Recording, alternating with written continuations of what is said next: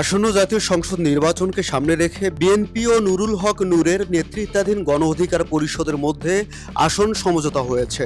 রোববার রাতে বিএনপির ভারপ্রাপ্ত চেয়ারম্যান তারেক রহমানের সঙ্গে বৈঠকের পর এই সমঝোতায় পৌঁছানো হয় বলে সংশ্লিষ্ট সূত্রে জানা গেছে। বৈঠক সূত্র জানায়, নির্বাচনে পটুয়াখালী ৩ আসনে গণ অধিকার পরিষদের সভাপতি নুরুল হক নূর এবং ঝিনাইদহ ২ আসনের দলটির সাধারণ সম্পাদক মোহাম্মদ রাশেদ খানকে প্রার্থী হিসেবে ছাড় দেবে বিএনপি। তবে নির্বাচন কমিশনের বিধি অনুযায়ী তারা গণ অধিকার পরিষদের নিজস্ব প্রতীক ট্র্যাক নিয়ে ভোটে প্রতিদ্বন্দ্বিতা করবেন।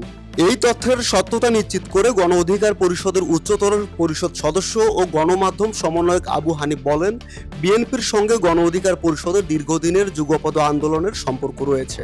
সে ধারাবাহিকতায় আসন নিয়ে আলোচনা হয়েছে এবং রোববার একটি বৈঠক অনুষ্ঠিত হয়। তিনি আরও জানান, গণ অধিকার পরিষদের পক্ষ থেকে শুরুতে 10টি আসনের দাবি জানানো হয়েছিল।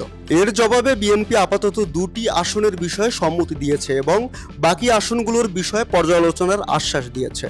তবে এ বিষয়ে দলটির এখনো চূড়ান্ত সিদ্ধান্ত হয়নি। সোমবার গণ অধিকার পরিষদের নির্বাহী পরিষদের বৈঠকে বিষয়টি নিয়ে সিদ্ধান্ত নেওয়া হবে এবং এরপর আনুষ্ঠানিকভাবে দলের অবস্থান জানানো হবে।